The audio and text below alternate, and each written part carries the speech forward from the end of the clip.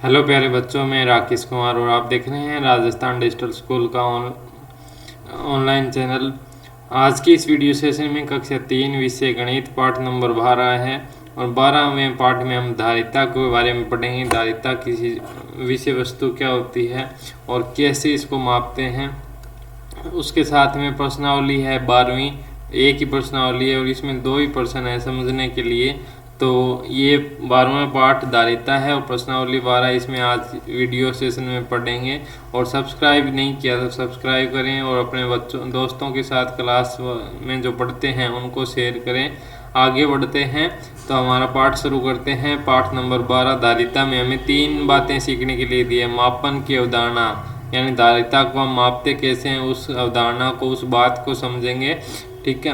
दूसरा पॉइंट हमारे पास है कि धारिता के आधार पर बर्तनों और पात्रों को क्रम में जमाना, मतलब किस बर्तन या पात्र में या किसी नाप तोल में कितना पानी, तरल पदार्थ क्या या कुछ और आ सकता है, उसकी धारिता कितनी है, उसके क्रम के अनुसार उसको लगाना सीखेंगे, बर्तन को या पात्र को। अब तीसरा पॉइंट है धारिता की तुलना में समान अमानक इकाई के आधार पर तुलना करना सीखेंगे। एक तो समान अमानक इकाई के आधार पे, तो ये 3 बातें सीखेंगे। तो फिर से मैं कहूँगा सब्सक्राइब, वीडियो को लाइक और शेयर करना न भूलें चैनल को, ताकि आपको अगले की कक्षाएं, अब मैं आज के साथ ही इसी वर्कशॉप है जो वो भी शुरू करेंगे। ठीक है। तो कक्षा 3 की वर्कशॉप थोड़ी देर में वीडियो अपलोड कर दूंगा बना के, तो आप उसमें देख समझ सकते हो किस प्रश्न को किस प्रकार से हल किया जाता है। पहले इसमें देखते हैं 12वें पार्ट में किस में कितना आता है। ठीक है। ये पहला पॉइंट है 12 में। ये 12.1 का मतलब होता है 12वां पार्ट, उसका पहला भाग या पहला अधिगम बिंदु या पहला पॉइंट। ठीक है। और यहाँ पे अब देखें, नीचे एक गिलास दिया गया है, इसके समान कुछ बर्तन पड़े हैं और आप अनुमान द्वारा बताइए कि बर्तनों में कितने गिलास पानी आ सकता है। तो ये हमें यहाँ पे देखना है कितना गिलास पानी आ सकता है। तो ये अनुमान हमारा क्या रहेगा वो हम देखते हैं। तो ये मान के चलो एक भगोना या ये डोंगा बोलते हैं या बड़ा बर्तन होता है, तो इसमें कितना आ सकता है। तो मान के चलो हमारे पास इसमें आ सकता है 10 या 15 गिलास। ठीक है, 10 गिलास मान लेते हैं। कटोरी में क्या होता है, कटोरी और गिलास का माप लगभग बराबर होता है। तो एक कटोरी में कितना गिलास पानी आता है, 1 गिलास पानी आता है। ऐसी प्रकार से मटका होता है, मटका बड़ा सारा होता है, उसमें लगभग 50 गिलास पानी आ सकता है। तगारी या बट्ठल जिसे कहते हैं, उसमें कितना पानी आ सकता है, इसमें आ सकता है 25 गिलास पानी। ये एक अनुमान है, सही मतलब आप लिख सकते हो अनुमान के आधार पे, इसमें कुछ गलत और सही नहीं है। जिस बर्तन में जितने गिलास पानी भरा जा सकता है वह उसकी धारिता है। धारिता का मतलब उसकी क्षमता कितनी है, उसके अंदर ग्रहण करने की या उसमें नापने की क्षमता कितनी है, उसी चीज़ को हम धारिता कहते हैं। जैसे 1 लीटर दूध नापते हैं हम, वो जो नाप होता है 1 लीटर दूध नापने वाला, तो उसकी धारिता कितनी है, 1 लीटर की है, इसलिए वो 1 लीटर को मापता है। यानी उसमें 1 लीटर तरल पदार्थ लगाएंगे, चाहे दूध हो या पानी हो, तो वो 1 लीटर ही उसमें आएगा। तो ये बात समझने की है। धारिता होती है उसकी ग्रहण करने की, उसके अपने पात्र के अंदर इकट्ठा करने की क्षमता जो बनती है, उसे हम धारिता कहते हैं। अब आगे बढ़ते हैं। धारिता के बढ़ते क्रम में हमें यहाँ पे लगाना है, कुछ नीचे पात्र दिए गए हैं जिनमें धारिता का अनुमान लगाइए तथा धारिता बढ़ते क्रम में इनके नाम लिखिए। तो ये सबसे पहले कम धारिता वाला लिखना है। ठीक है। फिर हम यहाँ पे देखते हैं सबसे कम किस में होता है। ये है थाली, लोटा, बाल्टी, कप, ड्रम, कटोरी, पानी की टंकी। तो सबसे कम आता है कप में। कप में लगभग गिलास का तीसरा हिस्सा आता है। ठीक है। एक गिलास में 2.5 से 3 कप पानी आता है। तो हम सबसे पहले हम यहाँ पे लिखेंगे कप। ठीक है। उससे ज़्यादा किस में आएगा, उससे ज़्यादा आता है कटोरी में। फिर यहाँ पे लिख देते हैं कटोरी 2 नंबर, कटोरी। कटोरी से ज़्यादा किस में आता है, थाली में। ठीक है। तो थाली हम यहाँ पे 3 नंबर पे लिखते हैं। थाली से ज़्यादा पानी किस में आएगा, तो ये हम लोटे में मान सकते हैं, लोटा। ठीक है, लोटा बड़ा होता है, किलो 2 किलो का होता है। उसके बाद में आगे इससे बड़ा क्या है, बाल्टी। तो ये 5 नंबर पे क्या आ जाएगा, बाल्टी। फिर 6 नंबर पे आ जाएगा ड्रम। ठीक है, ड्रम होता है 200 लीटर का, 150 लीटर का। और वाटर टैंक होता है कम से कम 250 लीटर और 500 लीटर का। तो हम यहाँ पे लिख देंगे पानी की टंकी, पानी की टंकी। अब ये सामान, ये धारिता का जो बर्तन पात्र है वो हमने क्रम वाइज लिख दिया। अब ये तो था बढ़ते क्रम में, अब घटते क्रम में हमको लिखना है तो पहले लिख देंगे पानी की टंकी, इसका उल्टा लिख देंगे, पहले पानी की टंकी, फिर ड्रम, फिर बाल्टी, फिर लोटा, फिर थाली, फिर कटोरी, फिर कप। ये हो जाएगा इसका घटता क्रम। ये लिखा है अभी, ये तो है बढ़ता क्रम, और इसको इस साइड से लिखना शुरू करेंगे तब हो जाएगा घटता क्रम। अब आगे बढ़ते हैं और आगे देखते हैं तीसरा पॉइंट हमारे पास क्या है। अब आप इन चित्रों को देखकर धारिता घटते क्रम में लिखिए, यानी सबसे बड़ा पहले आएगा, फिर उससे छोटा, फिर उससे छोटा। घटते क्रम में सबसे बड़ा पहले होता है, फिर उसके बाद कम होता जाता है। तो सबसे ज़्यादा पानी किस में आता है, बांध में आता है, यानी बांध की धारिता सबसे ज़्यादा होती है। तो यहाँ पे लिख देंगे बांध। फिर आता है कुआं। ठीक है, कुआं की धारिता नहीं, फिर आएगा तालाब। ठीक है, तालाब। तालाब बांध से कम पानी ग्रहण करता है, और तालाब से कम किस में पानी आता है, कुएं में। कुएं में थोड़ा सा पानी होता है। ठीक है, अब आगे बढ़ते हैं।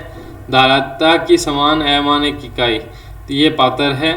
भरे जा सकने वाले गिलास की संख्या 30 है, भरे जा सकने वाले जग की संख्या 10 है, भरे जा सकने वाले कप की संख्या 60 है। ये हमें समझा रहा है कि एक मटका है, इस मटके में अगर हम गिलास के माध्यम से पानी भरेंगे तब तो इसमें आएगा 30 गिलास पानी आएगा। ठीक है, 30 गिलास में ये पूरा हो जाएगा।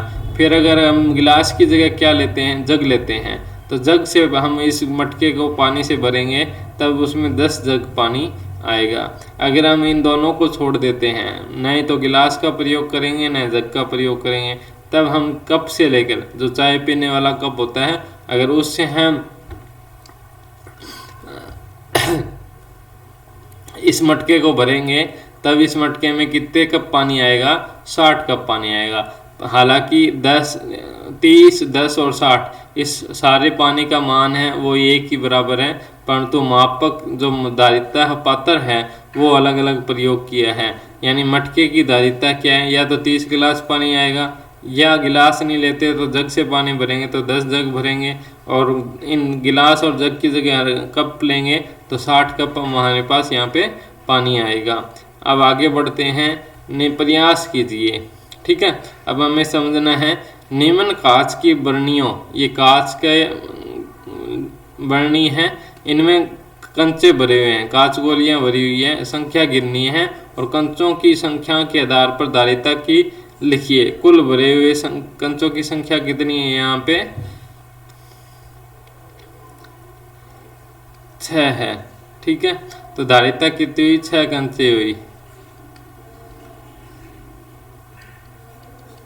अब आगे बढ़ते हैं। इसी तरीके से पात्र 1, 2, 3, 4, 5, 6, 7, 8, 9, 10, 11, 12, यहाँ पे कितने हैं कंचों की संख्या 12, तो इसकी धारिता कितनी, 12 कंचे।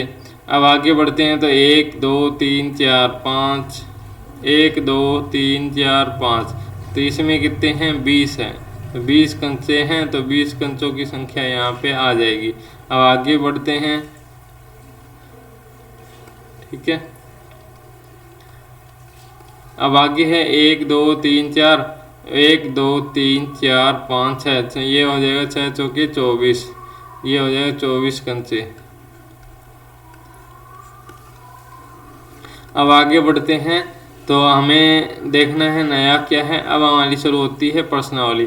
नीचे दिए गए पात्रों में सबसे अधिक धारिता वाले पात्र का नाम लिखना है। यानी पहले सवाल में सबसे अधिक पात्र किस में है, मतलब सबसे ज़्यादा पानी किस में आएगा, या तरल पदार्थ जिसे कहते हैं, दूध, लस्सी, पानी जो भी है, चाय, तो वो सबसे ज़्यादा किस में आता है, कप, लोटा, गिलास। तो सबसे ज़्यादा इन दोनों तीनों में से लोटा बड़ा होता है तो लोटे की धारिता ज़्यादा होगी, यानी लोटे में पानी दूध जो भी हम रखेंगे वो ज़्यादा आता है, तो हम यहाँ पे लिखेंगे लोटा। इसी तरीके से दूसरा प्रश्न है मटकी, लोटा, गिलास। अब इसमें मटकी, जो मटका होता है उसके लिए हम यहाँ पे लिखेंगे मटकी, ठीक है। तो जो मटकी होती है वो लोटा और गिलास से बड़ी होती है, यानी इसकी धारिता भी ज़्यादा होगी, तो अधिक धारिता है, इसलिए हम यहाँ पे मटकी लिखते हैं। तीसरा है पीपा, कटोरी और तपेली। पीपे में सबसे ज़्यादा पानी आता है या तरल पदार्थ आता है, क्योंकि एक पीपा 15 लीटर का मानते हैं, जिसमें घी आता है, ठीक है, बाज़ार से लेके आते हैं। अब आगे चौथा प्रश्न है, इसमें लिखना है ड्रम, जग और कप। जग में आता है, कप में आता है, ये तो छोटा सा माप है, परंतु ड्रम होता है 150 लीटर या 200 लीटर का, तो हम यहाँ पे लिख सकते हैं ड्रम। तो ये था हमारा पहला प्रश्न। सबसे ज़्यादा धारिता इन में जो नाम लिखे हैं इनमें से हमें समझना है, और ये हमने यहाँ पे कर लिया। दिए गए पात्रों की धारिता अनुमान से लिखें। बाल्टी की धारिता कितनी होती है, इसमें एक बाल्टी में कितने जग आ सकते हैं, तो हम अनुमान से लिख देंगे 15 जग। मटकी की धारिता कितनी होती है, इसमें अब लोटों से नापना है। एक मटकी में कितने लोटा पानी आ सकता है, तो ये 20 लीटर पानी आता है एक मटके में, तो हम 20 लोटा यहाँ पे लिख देंगे। गिलास की धारिता कितनी होती है, यानी एक कप में, तो ये हमारा आएगा 2, एक गिलास में 2 कप पानी आता है। अब आगे बढ़ते हैं, तो ड्रम की धारिता कितनी होती है बाल्टी के हिसाब से, तो 25 लीटर की या 15 लीटर की एक बाल्टी होती है। बाल्टी का सामान्य माप कितना होता है, 15 लीटर होता है, ठीक है। अब 15 लीटर की बाल्टी है, उसको एक ड्रम में डालते हैं और ये हो जाएगा हमारे पास 15 के लगभग 220-25 लीटर का ड्रम होता है। एक ड्रम की धारिता, सामान्य ड्रम होता है, यानी नॉर्मल ड्रम, न छोटा न बड़ा, उसमें आता है 220 लीटर। अब हम यहाँ से 15 को 15 से गुणा किएंगे, 225, लगभग 200 लीटर जो भी होगा वो आ जाएगा। या फिर हम यहाँ पे लिखते सकते हैं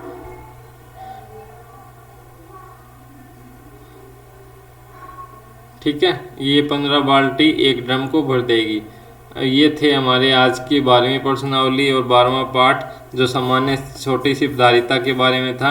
अब हमने इसको पढ़ लिया, समझ लिया, अब अपना होमवर्क भी कर लेंगे। साथ ही वीडियो को लाइक, चैनल को सब्सक्राइब करना न भूलें, क्योंकि हम वर्कशॉप शुरू कर रहे हैं, क्योंकि आपकी 16 अप्रैल के लगभग परीक्षा शुरू होगी, इसलिए हम वर्कशॉप करेंगे 10-15 दिन के लिए, और साथ के साथ आपकी तैयारी भी हो जाएगी कि कैसे प्रश्नों को हल करना है। तो अब तक के लिए वीडियो को लाइक, चैनल को सब्सक्राइब और अपने दोस्तों के साथ शेयर करना न भूलें।